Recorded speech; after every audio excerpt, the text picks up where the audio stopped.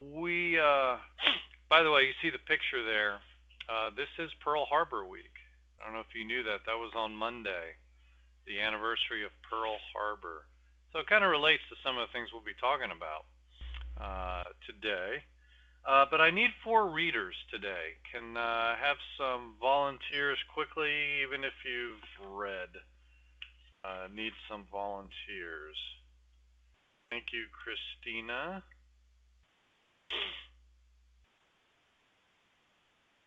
Ella.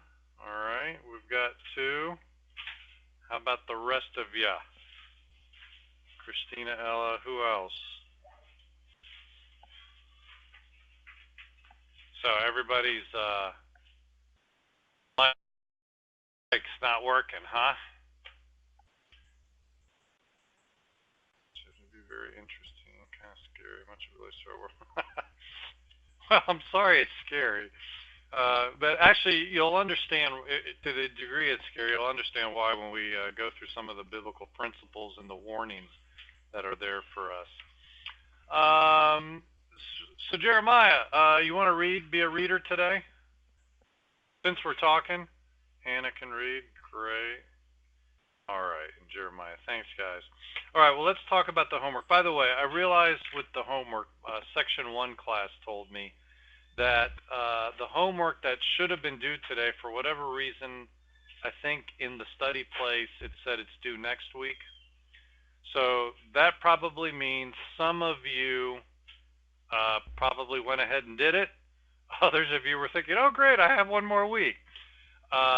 If you did it, you're right on schedule.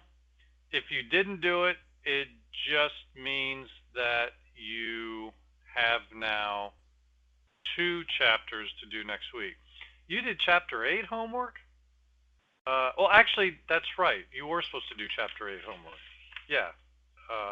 Yeah. But in the study place, I believe it said it was due next week, which was incorrect. Only did, yeah. So anyway, so for next week, that means you've got 2 chapters to do. If you didn't do chapter 8 this week, you've got chapter 8 and chapter 9.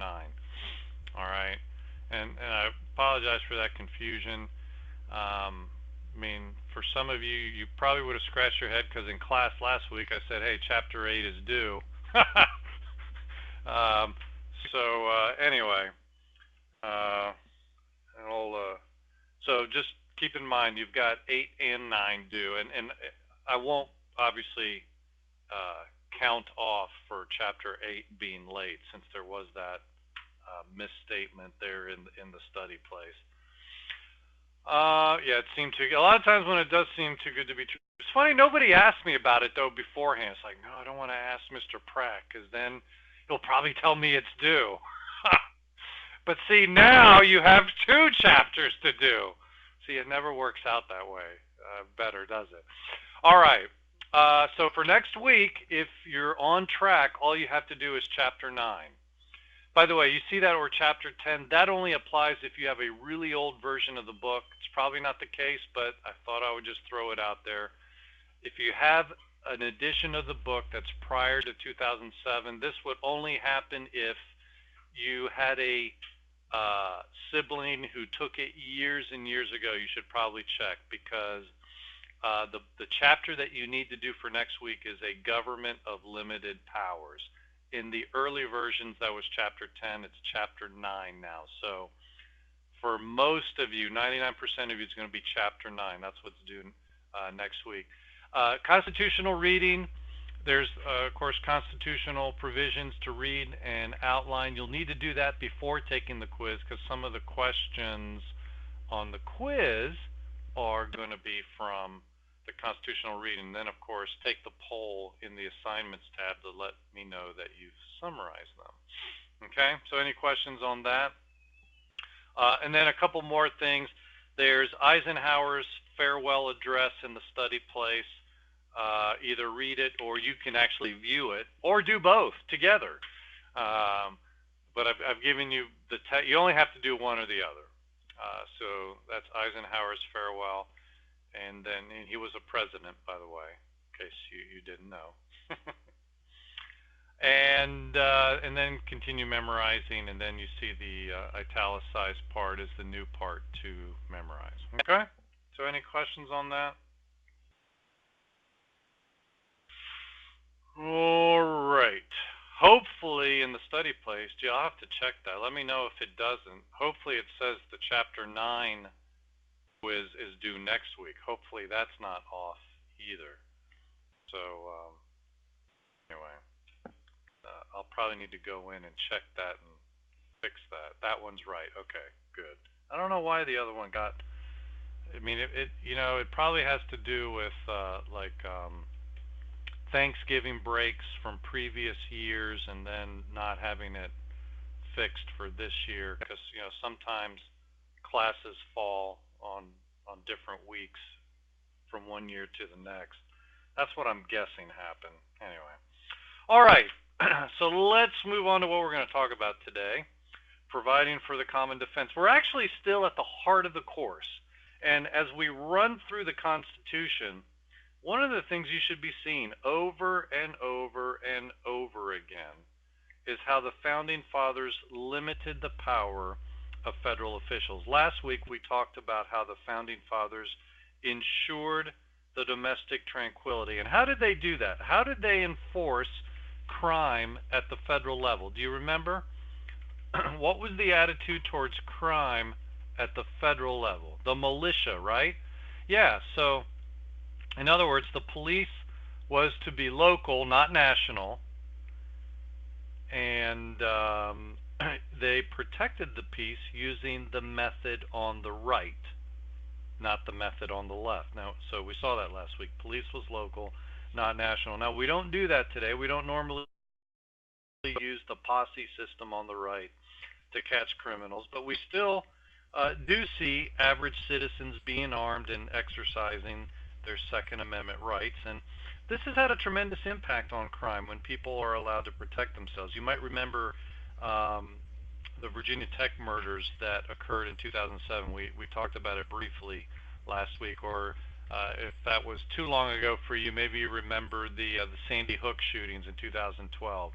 And you know what's interesting about that, even though guns are banned on those campuses, they didn't stop the bad guy, obviously, the thugs who brought guns onto school and killed, well, in one case more than 20 people, in another case more than 30 people. You know, obviously banning guns didn't keep people safe at Virginia Tech or Sandy Hook, but consider another approach that did keep people safe. In the same year that the Virginia Tech shootings occurred, later in that year, in 2007, a killer walked onto the grounds of a church in Colorado Springs, Colorado, with 1,000 rounds of ammunition strapped to him. He was looking to commit the greatest act of terror on our soil using a gun. But there was just one thing that got in his way, and it was a woman with a gun. You see her there on the left. Jean Assam had a concealed carry permit. She was part of the security team at the church, just, you know, the worshipers that had were organized and carried guns for potential problem. Well, she shot and mortally wounded the bad guy. He then ended up taking his own life. She was hailed as a hero from coast to coast, and rightfully so. I mean, she potentially saved dozens, if not hundreds of lives, considering the amount of ammunition this guy had. You know, you contrast that to the one on the right there. That's the Virginia Tech shooting that happened that year.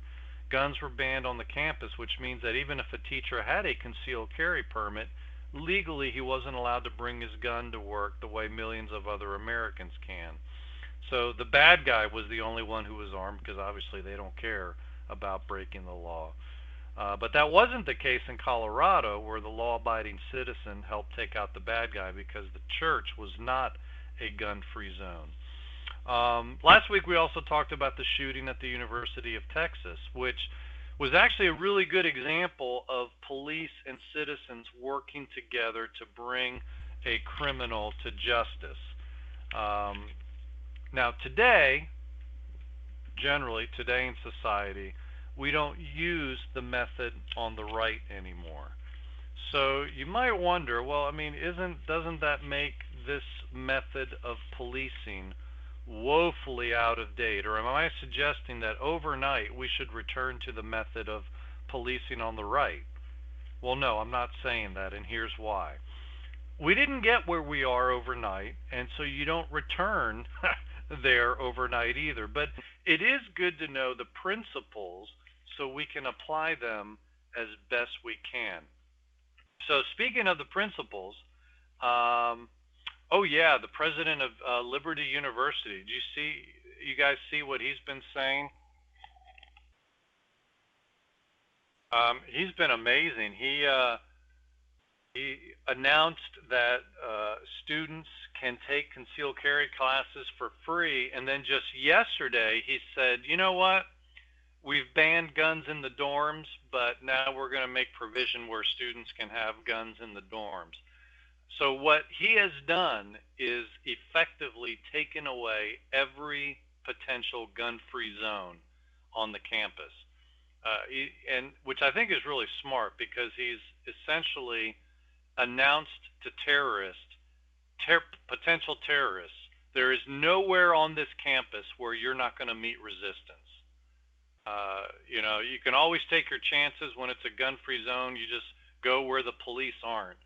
But when potentially everybody, and not everybody's going to be armed, but you don't know who is or not. That's kind of the beauty of concealed carry. You decided to change your college decisions. That's so funny. So I know the kid who is the head of the students for gun rights at Liberty University. Anyway, this is something that they've been pushing for quite a while. So he was quite ecstatic yesterday. Um, but and I know that makes some people nervous, but it's interesting when you look at crime rates. Um, the most law-abiding group in our country is concealed carry permit holders.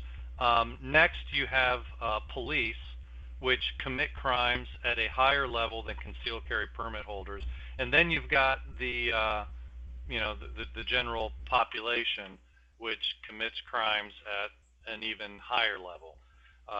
So if you think of it, as a chart, the safest group is concealed carry permit holders, then police, then average. When I say average citizens, obviously most citizens are law-abiding, but when you talk about rates of crime, you see rates of crime in the general population at a higher level than you would with the police, and with the police at a higher level than you would with concealed carry permit holders. So they're actually, generally speaking, very safe, very responsible. But getting back to the principles, and we looked at this last week, you remember what James Madison and other founding fathers had to say. As the greatest danger to liberty is from, what did they say was the greatest danger to liberty? Large standing armies, that's right. So Madison said, therefore, it is best to prevent them by an effectual provision for a good militia. You see, they thought that people would be safer by involving the people in the defense and the security of the nation rather than paying full-time professionals to do it. Now, we saw last week that professional cops have from time to time become dangerous to the people's liberties, not only in other countries, but in our country as well. I mean, we saw at both the federal and the state levels. Remember, we talked about in class how civil rights protesters were arrested and beaten during the 50s and 60s, and we saw where southern police departments looked the other way when the KKK was abusing the black community. Okay, in the book, you saw where men, women, and children were apparently shot. What I think was a horrendous case of revenge, but these folks were shot as they were trying to escape their homes that were burning. Now, I asked you last week, was there any government abuse before there was police in this country? Well, of course, that was like a big duh type of question, because obviously since there wasn't police until the 1840s, no full-time state police force until the 1840s. I was in New York. So obviously you're not going to have police abuse when there's no police. But since then, since the 1840s, we've seen examples of government abuse in our country. Now, this is, again, this is certainly don't want to suggest that most cops, most police are bad. They're not. Um, there's obviously bad apples in every crowd or in every group. Um, Now, what we've seen though in other countries is that this problem can be even more greatly magnified because this is not a problem unique to us. In the book, you read about the example in Panama. Remember what happened in Panama after the election in 1968? President lawfully elected. What happened right after that? A coup. Yeah. The military with the gun says, nope, we're in charge. This example is actually very personal to me because I think I've mentioned to you my mom is Panamanian. She was born in Panama, immigrated to this country, became a U.S. citizen, I think in the 70s. But anyway, I remember back in 1968, she took me back there with her. She spent several months there working to help get Arnulfo Arias elected because that was her uncle, and so she was working to, she wanted to work in the campaign. In fact, politics kind of runs in my Panamanian side of the family. My great-grandfather, Julio Enrique Linares, was one of the signers of the Declaration of Independence in Panama. That was in 1903 when they broke away from Colombia. Yeah, pretty crazy, right? So I'm like the black sheep of the family who's, left Panama. I mean, I never lived in Panama, but I'm like the only one. She was the only one that came here. All the others, all the rest of the family has stayed in Panama. Yeah, and they're very, of course, proud to be Panamanians. I mean, I get that. Just like we feel, anybody should feel about their country. Um, but so this whole her working to get him elected and then the coup and everything. I mean, this is a very personal thing for our family. And when you look at what's going on or what was going on in Panama in 1968, I mean, Panama had a constitution. They had checks and balances, but those weren't enough to keep them from a coup. The book talked about paper checks. What are those? Not paper cuts. Those hurt, right? No, paper checks. What are paper checks? And by the way, as you're thinking through this, what are paper checks? I want to emphasize, I'm not saying paper checks have limitations, but they're not insignificant. They're not bad. Ella says they're words on paper. Christina says limitations written down on paper. Ella says useless without force behind them. Yeah, and that's kind of the limitation of them. While paper checks are checks and balances that were written into the Constitution, they are good and worthwhile, but while that may be true, the words themselves don't physically prevent abuse in and of themselves, right? I mean, all checks and balances assume that our leaders will follow the rules written on paper. For example, if the Congress impeaches and convicts a president, okay, now that's never happened where a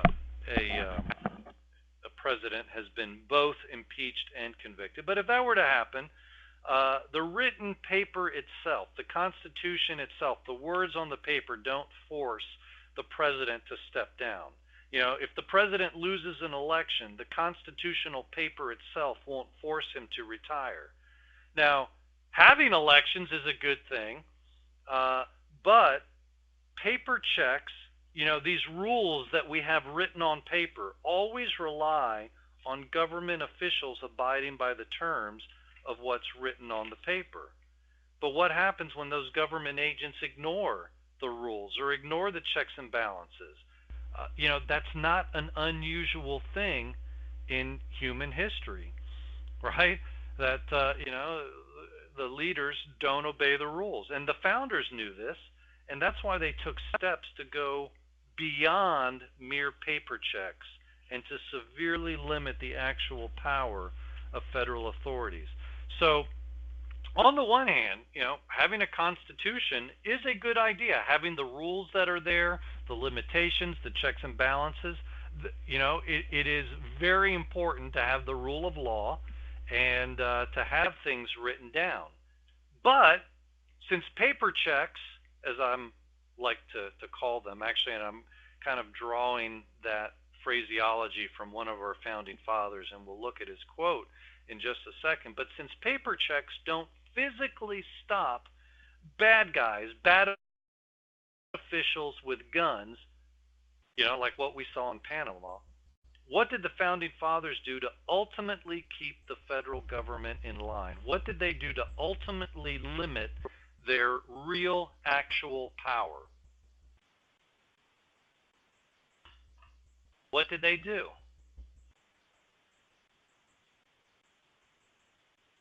What is the ultimate limitation? Christina says, don't give them, not give them a permanent army. Yeah, now, Hannah, you mentioned state sovereignty, and that is a very important limitation. But ultimately, even the states can be, the federal government can run over them if they have the force. It ultimately comes down to, it's like Mao Zedong of China said, power flows from the barrel of a gun. So if you limit the number of agents with guns, and this gets to what Christina was saying, not giving them a permanent army. If you limit the number of government agents with guns, you prevent the potential for abuse. You prevent or greatly, severely restrict the ability to see the type of coup that you saw in Panama. And this is the point that Alexander Hamilton made. Look at what he said in Federalist Paper 29. And this is a quote you can read on page 157 of your book. But we'll look at some snippets here. And why don't I get Christina to read this? And Christina, let's do a quick sound check. This is going to be 3 slides long, just to give you a heads up on that. All right. Can you hear me? Anyway, why don't you say, yes, great. Sounds good. Okay. All right, why don't you go ahead and read this for us?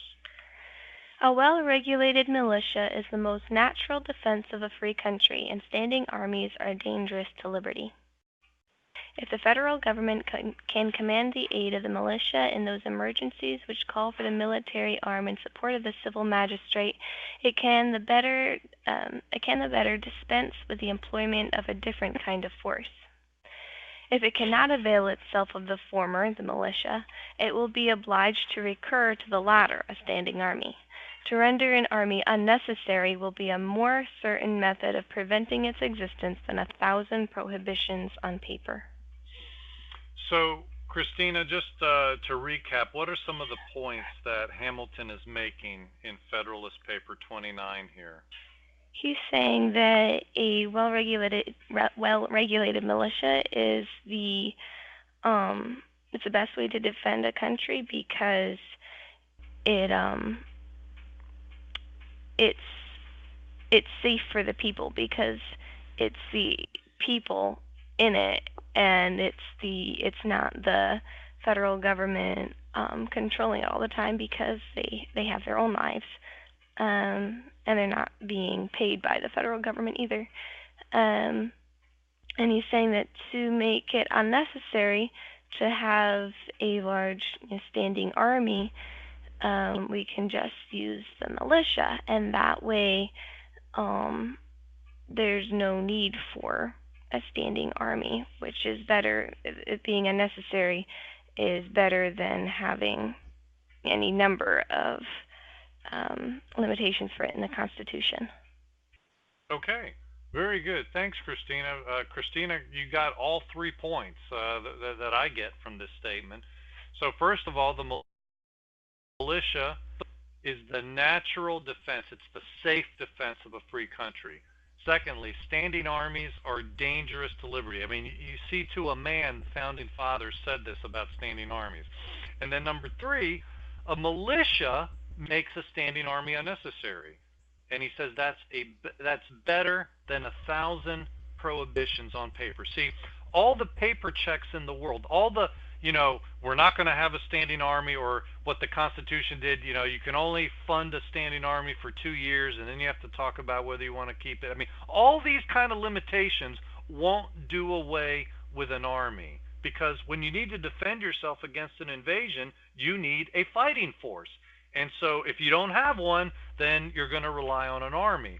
So what Hamilton is saying is the militia, and Madison made the same point too, the militia makes the permanent army unnecessary because you do have a fighting force.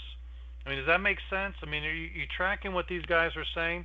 So, I mean, Hamilton says all the paper checks in the world, all the limitations that you could possibly write down on paper won't amount to a hill of beans if a standing army with all the guns decides, we're in charge. No, we're going to stay here. We're going to stay put. So to use the analogy from last week, you have to take away the need for the Doberman. Yes, Ella, what's your question? No, you can ask it here. I mean, it might certainly might pertain to what we're talking about. So go ahead and we'll take that up. But remember the Doberman analogy from last week? How did the founding fathers remove the Doberman from the United States? That is, constitutionally speaking, what was their attitude toward the police and the army? Remember what they said?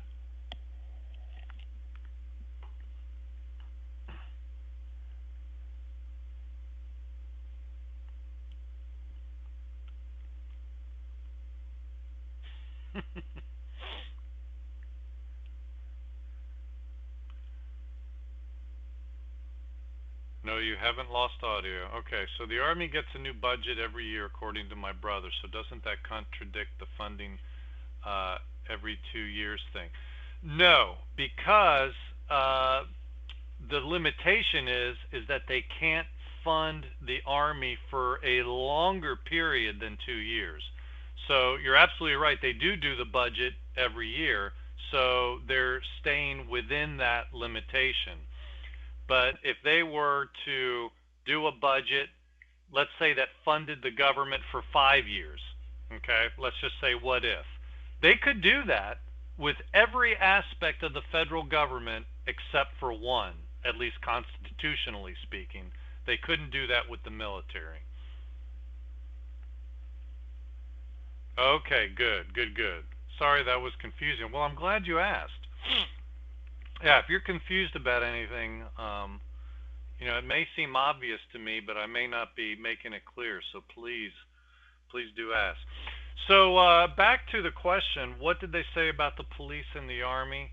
Well, police was to be local, not national, and the army was to be temporary, not permanent. So um, they didn't say we're not going to have an army, never, never, never. No, they didn't say that, but their attitude was temporary, not permanent. I don't know if any of you read Appendix F. I didn't require it. But if you read that, you see that actually the United States did without a large standing army for a long time.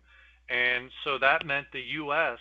was heavily relying upon the militia for defense. In fact, by 1939, right on the cusp of World War II, guess how big our military was? Our military was the 17th, that is 1-7, 17th largest army in the world. Our army was smaller than the Romanian army. I mean, we just can't even imagine that today. I mean, we're probably what, in the top 3 or 4? I mean, China's is the biggest. Maybe Russia has a bigger one. I'm not sure, but I would think. And then maybe we're in the number 3 spot. Um, that's just off the top of my head. But smaller than the Romanian army. I mean, that's crazy, right? Well, it wasn't for them. That was exactly the way they wanted it. They didn't want a big army. They wanted the primary defense to have every person involved.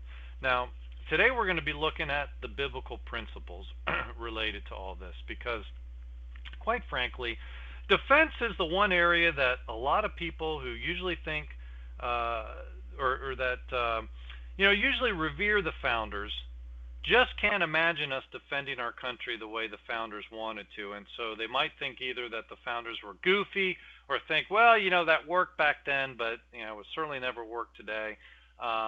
So it's important to look at God's point of view because let's face it, the founders had their way of doing it, but they could have been mistaken, or maybe, maybe, uh, uh, it worked for them then, but it's unpractical, or maybe that, it was a foolish idea. Let's face it, they put their pants on one leg at a time, just like anybody else. So this week, you read what the founding fathers had to say about standing armies and militias. Today, for the rest of class, what we're going to do is look into the Bible to see God's perspective on these two issues. Does God have a view on stuff like this, national defense, military force? Or is it like, in the movie Nacho Libre, is God only concerned about salvation and stuff, right? I mean, is that all God's interested in, is salvation and stuff? Or does he have something to say about other issues like this as well? Hannah, you had asked about, were you asking or stating about China being first? I do believe China has more people than any other country in the world, and I believe they have the largest military. It's like 100 million men in their military, which is ginormous. I mean, that's like a third of our country. But I'm going off the top of my head, so correct me if I'm wrong if any of you are Googling this. So anyway, let's look into the scriptures for some principles here. So let's go way back. She loved these cartoon books. When the Israelites left Egypt and they were in the desert, who was their first leader? Moses, right? So Moses was their first leader. He was their first judge. He told that to, we see that clearly when he was talking to Jethro, his father-in-law. He's talking about how he judges the people. They bring their complaints and suits and problems, and, he judges them, declares God's law to them. So he was the first judge. Can you name some of the other judges of Israel that followed?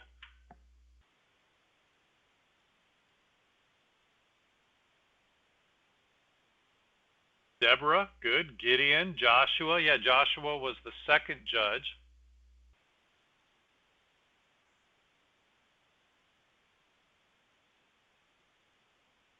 Ehud. Yes. Eli, Samson. Good, you guys are doing a great job coming up with these. And it was pulling teeth in section 1. I don't think they read the Bible. Don't tell them I said that. Yeah, you guys got most of the famous ones, right? Probably the only other famous one is Gideon. Sorry, you mentioned Gideon. I meant Jephthah. Some of the unfamiliar ones. Obed, no. Obed was Jesse's father, right? But he wasn't a judge. But unfamiliar ones would be Tola and Shamgar. Sounds kind of like ShamWow. No, Tola and Shamgar. But anyway, you got the point. Here's, many of the names, we've learned from Sunday school, or maybe if you've read through the book of Judges. So we see that they were ruled by judges, and when they're leaving Egypt, it's very interesting what it says in Exodus 13:18. By the way, in your notes, I believe it's mistaken. I believe in your notes it says Exodus 18:13. Flip it around. It should be 13:18. But it says that when the people of Egypt left, they were organized in martial array. Martial array. Sounds kind of like a military formation, doesn't it? And then in the desert, they were organized again, and militarily speaking. Now, the first passage we're going to read today shows exactly how God established the Israelite army. And we're going to see that in doing this, God actually created a militia where every man was trained, and not a professional army where only some men are trained. And so we're going to see this in the book of Numbers. We're going to see that they got mustered in the desert. Now, what does this mean that they got mustered in the desert? Well, of course, it means they were low on ketchup, right? No, seriously, what does it mean? I mean, they must have been in a real pickle, I tell you. Bada boom! Don't you just relish these puns? I mean, come on, seriously. Relish. Oh, stop it. Shaking your head. All right. Let us continue. Puns. Nice Star Wars theme there. Thank you. I should, Grace. I should. All right, seriously, what does it mean? Does it mean to be mustered? Spelled a little differently from the condiment. M-U-S-T-E-R, not T-A-R-D. Kind of rhymes with Chef Boyardee. Gathered together for army purposes. That's pretty good. Yeah. Technically, muster means to gather or to enroll into the army. So, Christina, you put it very well. And in the desert, God was mustering the people, or gathering the Israelite men into the army. And I'm going to have Ella read the 3 slides for us. Hey, Ella, how are you? I'm good. How are you? Good. All right. Good sound there. Why don't you go ahead and read this for us, if you would. Okay. Take a census of all the congregation of the children of Israel, by their families, by their fathers' houses, according to the number of names, every male individually from 20 years old and above, all who are able to go to war in Israel. You and Aaron shall muster them by their armies. So all who were numbered of the children of Israel by their fathers' houses from 20 years old and above, all who were able to go to war in Israel, all who were numbered were 603,550. But the Levites were not numbered among them by their fathers' tribe, for the Lord had spoken to Moses, saying, Only the tribe of Levi you shall not number, nor muster them among the children of Israel, but you shall appoint the Levites of the tabernacle of the testimony. So, Ella, who was it then that was mustered into the army? All the tribes of Israel minus Levi. Okay, all the tribes of Israel minus Levi, and what, men, women, and children? It was just the men who were 20 years old and above.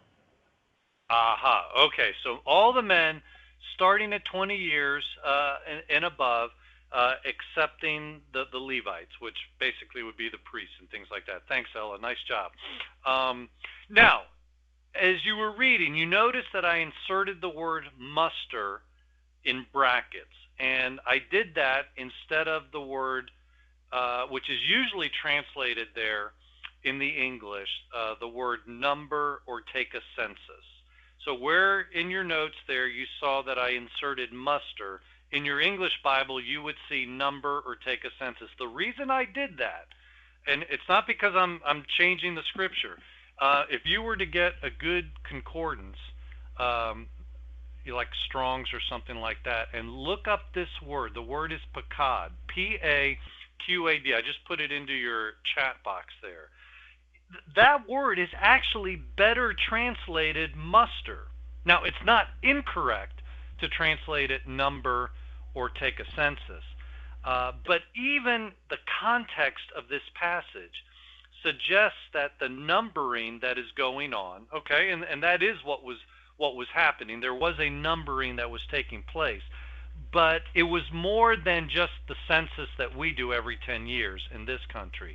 The numbering that's going on here is for the purpose of enrolling people into the army.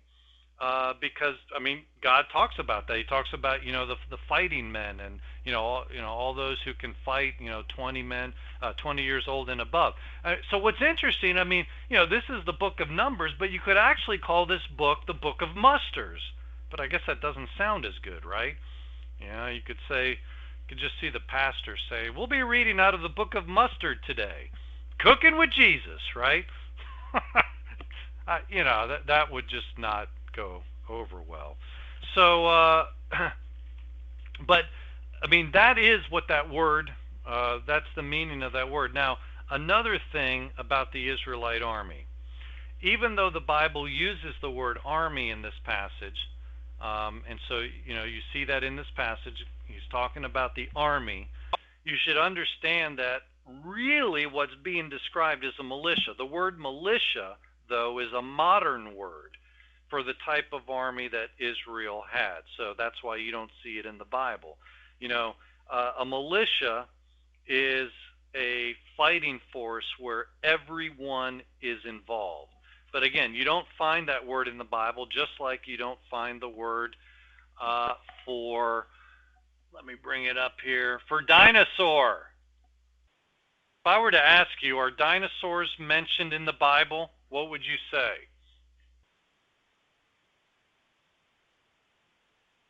Ella says no. Christina says possibly. Grace says no. Taylor says yes, but not by that name. Okay, there you go. Taylor, where do we see dinosaurs in the Bible? And, commentators, scientists, 99% sure this is what's being described. Yeah, in the book of Job. Exactly right. Read near the end of Job, the Leviathan and the Behemoth. Now that we have archaeological digs and we've dug up dinosaurs, we have a way of understanding the type of beasts that are being described in the book of Job, which clearly could not be elephants or rhinoceros or something like that. Because like in one case, the beast's tail is like a cedar, like a cedar tree, and people are like, "Oh, that sounds like a big elephant." Really? Have you ever seen an elephant's tail? I wouldn't describe it as a cedar. Yeah, it's like a little squiggly thing, right? Yeah. So most Christian commentators who've studied the, go back to kindergarten, especially like creation scientists and people like that, would say that dinosaurs are being described in the Bible, but you don't see the word dinosaur mentioned. Why not? Well, the word dinosaur wasn't even invented until the 1850s, because as they were digging these bones up, they said, "Oh, this is a terrible lizard." That's what dinosaur means, terrible lizard. So it's a relatively new term. So obviously you're not going to see that word in the Bible. Well, the same is true with the word militia. You won't find the word in the Bible, but you do find the concept of the militia, or the citizen army as it is sometimes referred to today. A citizen army is another way to describe a militia. So, who was in Israel's army? Every male that was 20 years old or more, except for the Levites, they were mustered into the army. Today we would call this kind of army a militia. Now, do the men who are in a militia spend all their time training for battle and fighting? What do you think? No, then they would be professionals, right? Then they wouldn't have regular jobs. No. So the people in a militia have a regular job. They only fight when they're needed. They also, however, do spend time training throughout the year, and that was the case. That was, well, we'll see in other countries that have this style of defense. That's what they do, and we also had that in this country as well. If you go way back.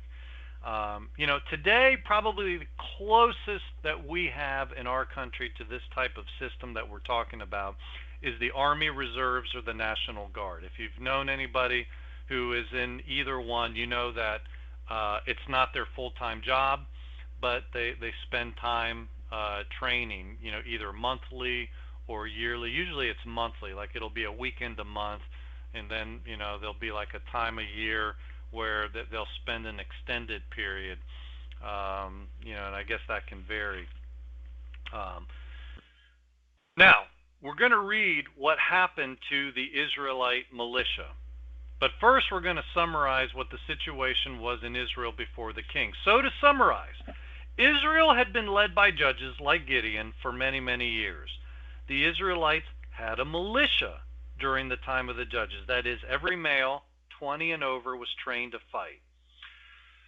So tell me this, who was the last chief judge over Israel? When I asked for the names of judges, none of you gave me this person's name. So let me ask you now, who was the last judge? Good, Samuel was the last judge. He grew up in the temple with Eli.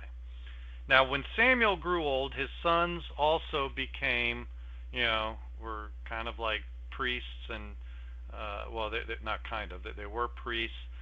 They would have also had that role of judge. What was their relationship with God like? Did Samuel's sons fear God? Not so good, right? They were very wicked. And as a result, the people used the wickedness of Samuel's sons as an excuse to ask for new leaders. They used it as an excuse to ask for a king like all the other nations. So, who was the first king over Israel? Saul, right? Everybody knows this from Sunday school. All right, let me give you two questions to keep in the back of your mind as we continue on from here. First of all, Israel went hundreds of years without facing oppression from their own leaders. First question, just to keep on the back burner, when did the oppression begin in Israel from their own leaders? And then the second question, what were the differences between the period of the judges and the period of the kings? All right? Now, let's go to 1 Samuel 8 when we see the transition taking place from the judges to the kings. All right?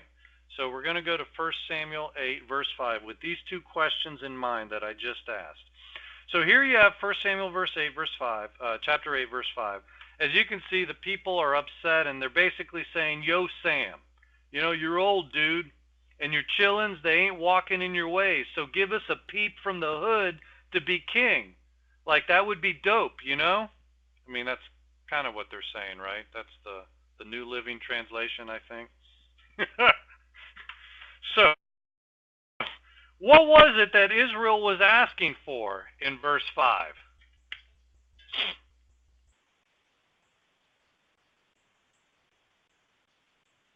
Dope, yeah. It's like beast, dope. I hear my kids saying it. I don't use that term. They're asking for a king, right? Any of you use that? Oh yeah, that's dope. It's like, can we say something is cool without referring to drugs? You never heard anyone say that. Some of you do use that. Yeah, see, Jeremiah, again, where do you live? In Indiana. See, it's even made its way into the heartland of our country. Yeah, but have you ever heard it, Ella? That's the question. Okay, so you have heard it. So Israel is asking for a king.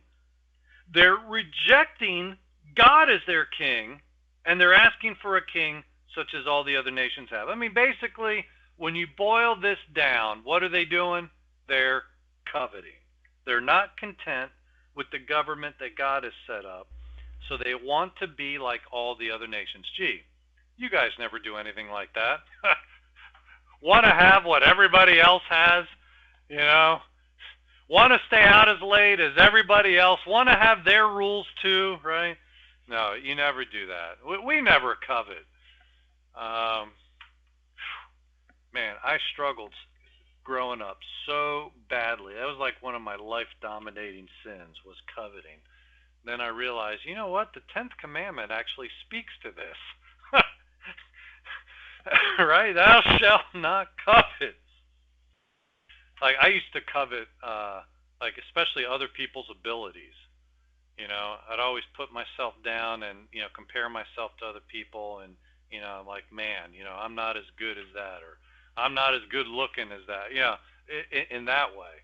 And then one day somebody helped me realize, Eric, that's sin. That's coveting. Like, oh, so that's what it means to be content in all circumstance. You stop coveting and, you ask God to help you be content. Anyway, this is not what they're doing here. That is, they're not looking for the road to being content, God's way. They're coveting. They want to be like all the other nations. And we're going to see in just a few seconds. They weren't just asking for a king. There was a little bit more to it. They were asking for an army to go fight their battles for them. So, when they said, give us a king to lead us, this displeased Samuel, so he prayed to the Lord. That's actually a good thing to do. When something upsets you, you go to the Lord. Well, the Lord told Samuel, listen to all that the people are saying to you. It is not you they have rejected, but they have rejected me as their king. So what's happening here? Well, the Israelites have rejected God and his law. They want to do things their own way. They want to go a different way. All right? So, Hannah, let's have Hannah read the next slide. Hang on, Hannah, hang on. Hang on, Hannah. Man, I couldn't find you. There you are. Okay. Let's do a sound check.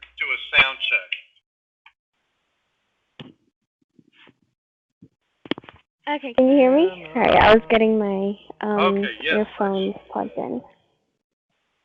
Okay, good. Yeah, actually that gets rid of the echo. All right, Hannah. Sorry, I'm going to cut out. I did not hear anything that you just said. I'm going to read. I'm assuming I'm reading. Can you guys hear me? I can't hear anything. Okay. I'm just going to read then, because I'm assuming that's why I'm on mic. Okay. Let's see. As they have done from the day I brought them up out of Egypt until this day, forsaking me and serving other gods, so they are doing to you. Now listen to them, but warn them solemnly, and let them know that the king who will reign over them will do...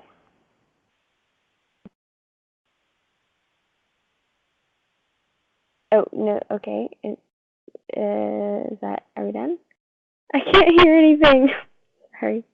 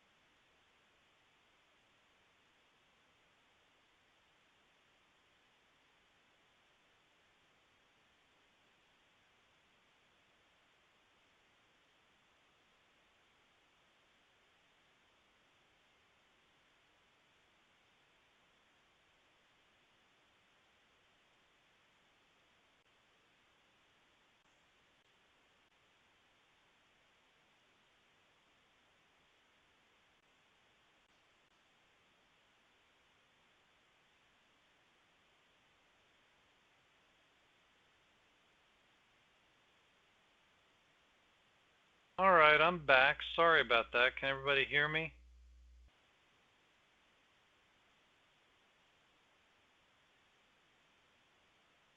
Let's see. There we go. Sorry, my internet went out. So, All right. So everybody can hear me now, and we're back up. I tell you what, because of the time we've lost, let me make it up just by going ahead and reading this. Sorry about that, Hannah. I know you're probably waiting for me to change the slide before, right? So, uh, what happened to the Israelite militia? Okay, here's God speaking. As they have done from the day I brought them up out of Egypt until this day, forsaking me and serving other gods, so they are doing to you. Now listen to them, but warn them solemnly, and let them know what the king who will reign over them will do. Samuel told all the words of the Lord to the people who were asking him for a king. He said, "This is what the king who will reign over you will do. He will take your sons and make them serve with his chariots and horses, and they will run in front of his chariots. Some he will assign to be commanders of thousands and commanders of fifties, and still others to make weapons of war and equipment for his chariots." So what is God saying their king would do with their sons? I mean, specifically, what kind of servants would they be? What would they be doing? What is God saying? Yeah, they're going to serve in the army. The king would draft people into his military service. He would create what we would call a professional army. I mean, in today's language, we would call this either a professional army or a standing army. In other words, an army where the soldiers' only job was to fight. They would be working for the king. That would be their full-time job. But notice, all of this is in the context of what? It's a warning. It's a warning. You know, he's saying they will get a professional army, and he's saying this is the curse that, is going to come upon you for asking for a king. Wait, what? Doesn't it seem like something's missing here? I mean, don't we normally think that having a draft and a big military is a good thing? I mean, could you just see Samuel? Assume for a second he had the modern American mindset, and he's writing this down, or, he's hearing this from God going, huh? Well, obviously he didn't have the average American mindset, because what we have to remember is this. Beginning with Moses, what form of defense did Israel have? What was their form of defense? It was the militia. And so now God is saying, okay, I'm going to give you the king, and guess what he's going to do? He's going to create a professional army. So take that, people. I mean, that's kind of what he's saying. Today we would be like, okay, and where's the problem? But that wasn't God's perspective. Now, let's go to the next two slides, and I'll take these as well just for the sake of time. When that day comes, you will cry out for relief from the... Notice what he says. You will cry out for relief from the king you have chosen, and the Lord will not answer you in that day. But the people refused to listen. No, they said, we want a king over. It's kind of like your parents say, you stay out late, you're going to get sick. All right, I'm going to let you go. Oh, I want to go. And then what happens? You get sick, I mean, that's kind of what they're like, no, we still want a king. We don't care about all these things you're saying. Well, then, and this is the people speaking, then we will be like all the other nations, with a king to lead us and to go out before us and fight our battles. When Samuel heard all that the people said, he repeated it before the Lord. The Lord answered, listen to them, give them a king. Then Samuel said to the men of Israel, everyone go back to his town. All right. So the context here, God's telling them, okay, this king's going to give you a professional army, and you're going to cry out for relief. Now notice in verse 20, we get some new information. The people not only wanted a king, they especially wanted a king that would do what? What were they looking for this king to do? See, this is the key to why they were so willing to ignore all the warnings, because they wanted the king to do what? Fight for them. Yes. A king to go out before us and fight our battles. See, up till now, it had been their responsibility to fight in the Israelite militia, but they were obviously tired of that. They wanted to give up that job. So, it's kind of like today. I mean, you see this today, and we don't even require as much of citizens, but people don't want to vote. Like half people won't vote during a presidential election. I mean, it's crazy. People don't want to serve on jury duty. It takes too much time. People get lazy. They don't want to exercise their citizenship duties. They certainly don't want to go to drill practice. So Samuel says, no, let's go back a couple verses. Samuel says, when that day comes, when you get the king you've asked for, you will cry out for relief. You will cry out for relief. Why do you think that God says the people will cry out when they get the king and the army that they've asked for? Why do you think they will cry out? Because of the king's oppression? Because they will disagree with his ways? Yeah, okay, that could be. And if they disagree with his ways, how can the king enforce it now? See, a standing army gives a ruler a lot of power, or it gives the military general who's leading it a lot of power. It allows the one in charge to steal, kill, imprison, all without good reason. This gets back to why the founding fathers said why they feared a full-time armed troops. Madison said the greatest danger to liberty is from large standing armies. It makes you wonder if Madison knew his biblical history a little better than we do, right? you know, you think? But we need to understand why the people would cry out when they got the king and the army that they had asked for. Think about it this way. Consider the different Israelite judges that you guys wrote in your chat boxes a little bit earlier. Can you think of any legitimate judge in Israel who used the militia to oppress the people? Can you think of any legitimate judge who used the militia to oppress the people? Yeah, you can't, can you? Ehud, Joshua, Moses, Jephthah, Gideon, Samson, Samuel. No, none of them did, right?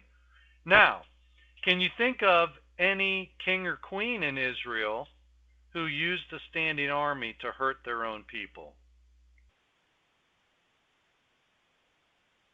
Ahab. Yeah, notice how the answers can just start coming, right?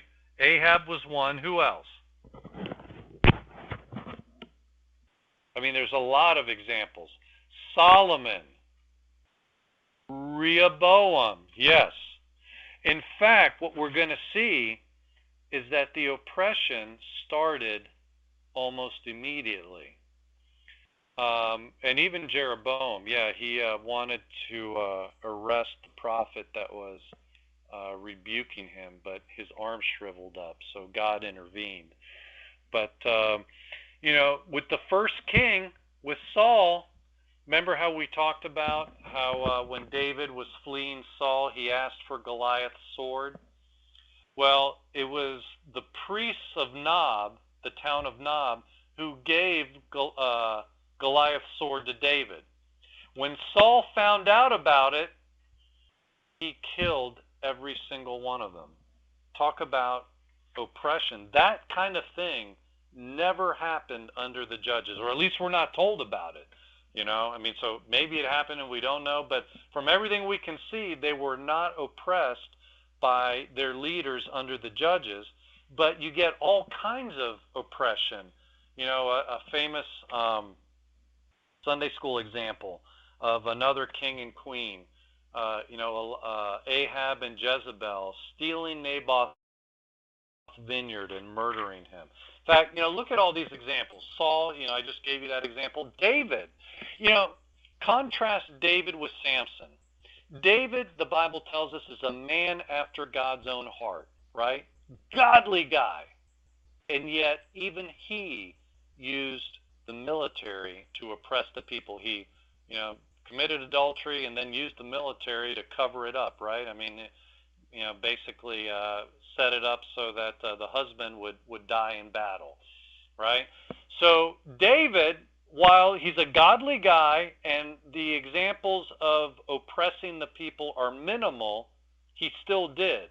Compare that to Samson, who godly and Samson are not usually two words that you would put in the same sentence. Although the Bible does tell us that he was a believer. Hebrews 11 says he was a man of faith, so we'll see him in heaven. And yet the guy obviously had issues. I mean, talk about selfish, self-centered. Bible never says Samson was a man after God's own heart. And yet, isn't it interesting? You never see an example of Samson using the military force, which was then the militia, to abuse the people. But David, a godly guy, does. It just shows power corrupts, absolute power corrupts absolutely, as the phrase goes. Solomon and Rehoboam, you guys mentioned their oppression. Jezebel, Ahab, we talked about them. Athaliah, remember Athaliah, killed off the entire royal family except Joash. You see, King Herod, stuff like that. So notice, here's the point. Remember the questions I asked you to think about earlier? For hundreds of years, Israel was ruled by judges and the militia, and yet there was no oppression from their own leaders. But immediately after Israel adopted a king and a professional army, they immediately suffered oppression. Now, having said all of that, let me ask you an important question, lest we get the wrong idea. A professional army was not God's best choice for Israel. That's clear. So does this mean that people who serve in a professional army are necessarily sinning? Are they sinning by serving in the army? Now, this is kind of an interesting question, because I'm sure some of you want to go into the military or have parents in the military. So it's a question we should discuss. I see you guys saying no. Can you give me a biblical reason why not? I think I can give you a biblical reason why not. And I would agree with the no's, by the way. It is not sinful to be in the army. For example, let me give you an example. It is clear that having a king was not God's best choice for Israel either, right? I mean, he warned them. Nevertheless, that doesn't mean that, let's say, King David was necessarily sinning by becoming a king, right? I mean, we see that God even anointed him to be king. Well, in the same way, just as a professional army was not God's best choice, I would argue it's not sinful to serve in the army. In fact, the problem is that a professional army, and here was the warnings, is more likely to hurt and oppress the people. So as long as, let's say, our country is going to have one, we should pray that there would be as many Christians that are involved as possible, because if there are, Christians are going to be less likely to, quote unquote, just follow orders, right? And do things that would hurt their own people. I mean, because a Christian should understand I have a higher authority, so I'm not going to just follow orders. So, having believers, so don't think, well, because this wasn't God's best, I was feeling called to the military, now I'm not. I would say, no, you can have a godly service in the military. In fact, we should pray that we would have salt and light to be in our military service and in law enforcement, etc., since that is what our country has chosen to do. Now, we have a big professional army. We have lots of law enforcement, etc. And so the question is, so why study in so much detail what the founders had to say on this point? Well, remember what Elbridge Gerry, one of our founding fathers, said. Standing armies are the bane, the destroyer of liberty. So again, am I suggesting that, based on what the founders said, we just give everybody in the military and law enforcement their pink slip and send them home? No, because in doing that, we would be left defenseless. There's the slide one back. Is that what you wanted, Hannah? Then moving forward. The reason we study this is not to say, hey, let's go back there overnight. No. The reason we study this is that if you understand the principles that our founders articulated, really principles that come from the Bible, then you can discern good ideas from bad ideas, and you know what is the direction that we need to work towards. So, for example, when President Bill Clinton years ago tried to set aside $200,000 for the creation of a United Nations Standing Army, this was back in 1998. I think it was being referred to as a rapid deployment force. It was voted down in the Congress, and with good reason, right? I mean, that's based on the principles. That's a good thing, not to have a UN standing army that could one day be in our country. I mean, imagine what would happen or what could happen. I mean, that could eventually mean that if a country does something which the UN doesn't like, let's say fighting terrorism in Afghanistan after 9/11, or allowing civilians to protect themselves with guns, or parents to homeschool their kids, on and on and on. I mean, if the UN, whatever they don't like, they could bring to a screeching halt if they have the force in your country to stop it, right? So, that's where you see these principles being abused. We can look at limited cases of abuse in our own country where professional forces have trampled on people's liberties. But when you get to the global level, having foreigners acting as global cops on our soil, we tend to call them mercenaries. That's where you run into problems. That's where instead of limiting the depravity of man, you give him much more power.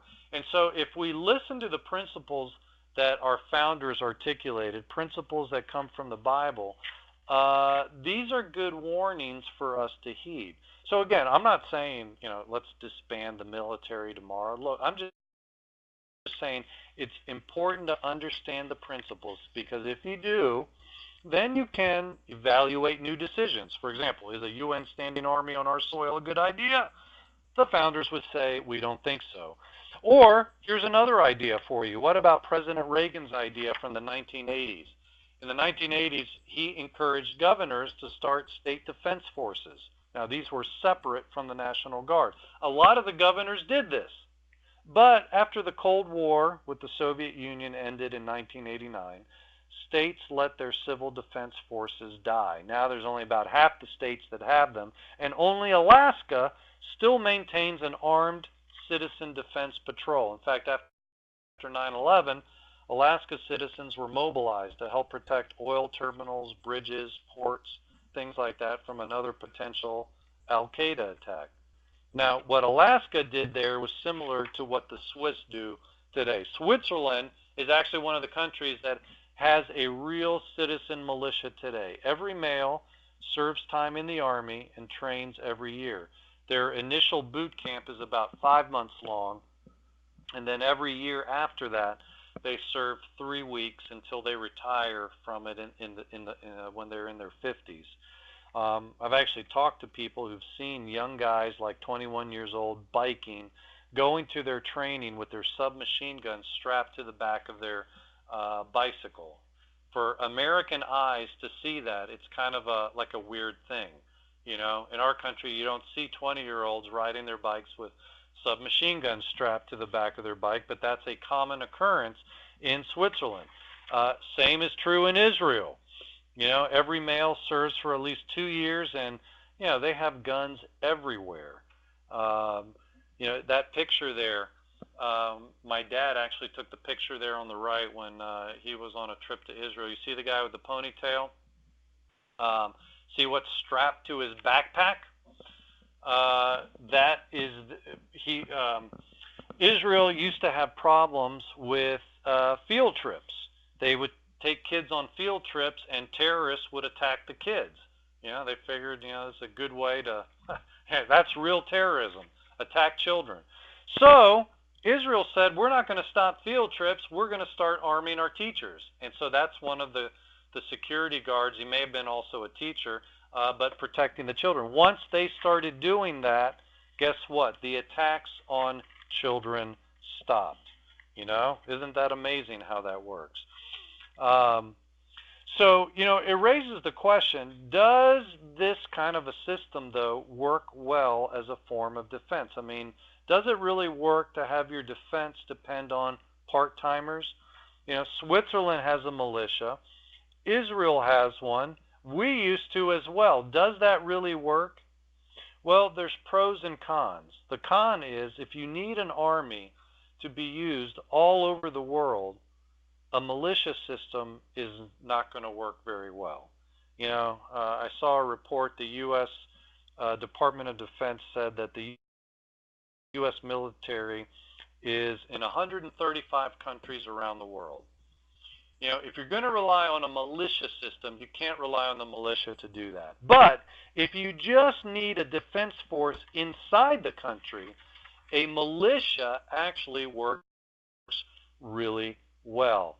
I mentioned to you earlier, this is a system that Switzerland has. Look at the map there. Hitler attacked every border country but one. Okay? Every border country that he attacked lost. All of these had professional armies. They all lost to Hitler's Nazi machine. There was one country that he didn't attack. It was the country of Switzerland. Although he wanted to, his generals, though, convinced him not to. Why did his generals convince Hitler not to attack Switzerland? Decided to move to Switzerland. Because the entire nation is armed and trained. And his general said, there will be guns behind every tree. We might eventually take them, but it will be too costly to do so. So he never attacked. It was the only nation surrounding Germany that Hitler didn't attack. See, that is one advantage of a militia, is that they're everywhere and they can defend the territory well.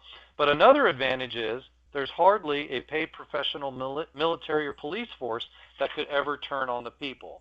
I mean, let's face it, could Hitler have done what he did to people without having that military force? Have you ever been to the Holocaust Museum? I mean, you just see the atrocities, right?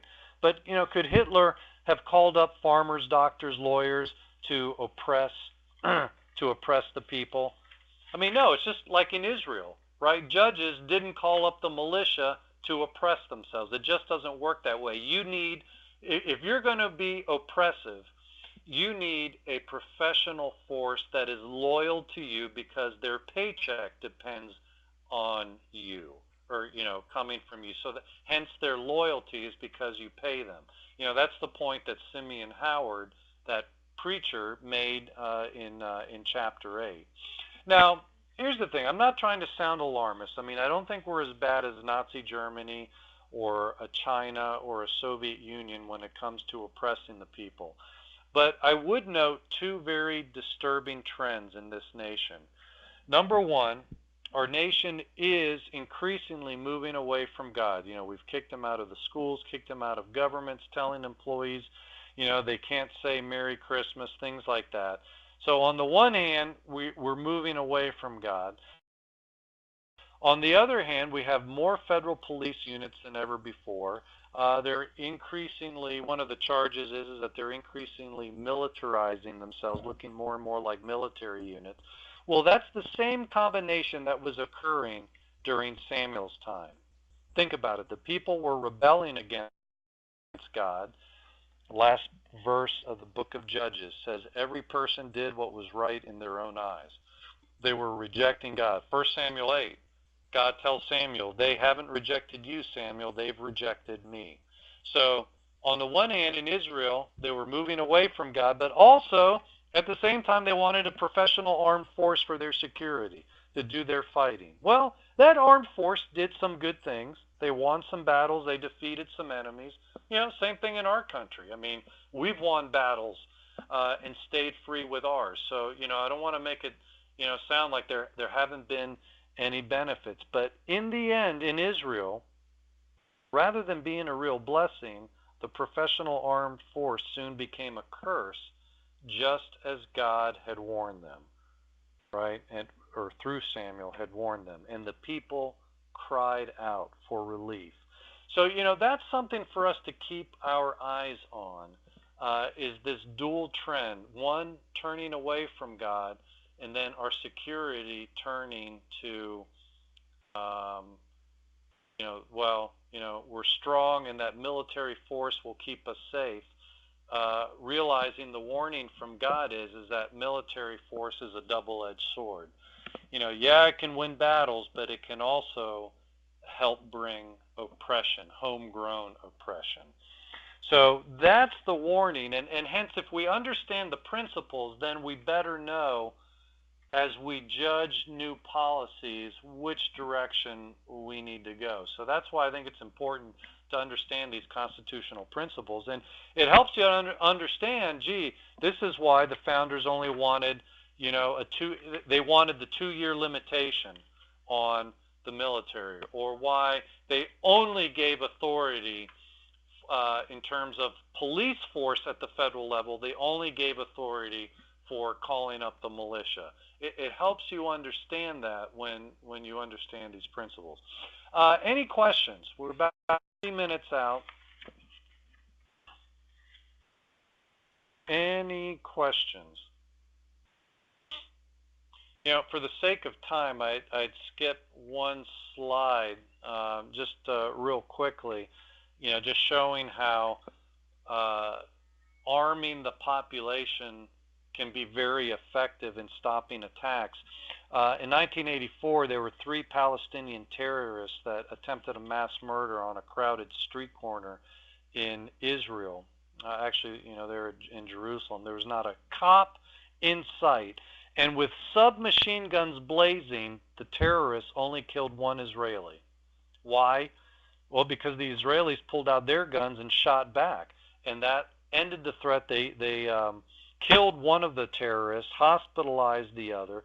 They've even stopped some suicide bombings. I remember a few years back, there were 2 suicide bombers. This one the story I just told you about was 1984. And then roughly 10 years or less ago, I remember 2 suicide bombers in Israel being stopped in the period of 30 days. The first one was a woman in a grocery store who was carrying a gun in her purse, and when she noticed another person in line about to pull the ripcord and set off the bomb, she pulls out her gun and shoots him, and that ended the threat. And then just a few weeks later, there's a shoe salesman enjoying a nice quiet dinner at a restaurant with his wife. And same type of thing. Notices a guy's about to set off a suicide bomb, and he pulls out his concealed firearm, shoots him, kills him. That's the end of the threat. I mean, so it's really amazing how how Israel, Israel has one of the lowest murder rates in the world. And like they're a war zone, and yet they have such a low murder rate, and a lot of it is because their citizens fight back. They shoot back. In fact, something that wasn't widely publicized, the recent shootings in Paris, and we're all familiar with like what happened in the concert hall where people were just massacred. That didn't happen in the cafe. I mean, there were people killed, but it turned out that the terrorists were killed. Now, it wasn't by French citizens shooting back, because French citizens are disarmed by law. But guess who doesn't obey the law? Criminals don't obey the law, and it turns out that in the one cafe where they were trying to, massacre people, there were some Colombian narco-terrorists having dinner. They have to eat too. And they carry guns, by the way, even though it's illegal. And guess what? They shot back and killed the terrorists. I mean, this has been reported in Europe, and because of my job, I find articles like this, but it hasn't been widely reported in our country. But isn't that amazing? Of course, no good deed goes unpunished, and they were nevertheless arrested. It's tough being a narco drug dealer, narco terrorist drug dealer, right? Anyway, so interesting example though, just of how not only does it work on a defense level, but also is very effective in quelling crime when citizens are actually able to shoot back. All right, we're over time. I didn't see that there's any questions, so we'll see you next week for our last week of the year, right? All right, email me if you have any questions. You're very welcome for class. It was great being with you guys. Hey, thank you. Please keep my back in prayer. I appreciate it. Take care, everybody. Bye-bye.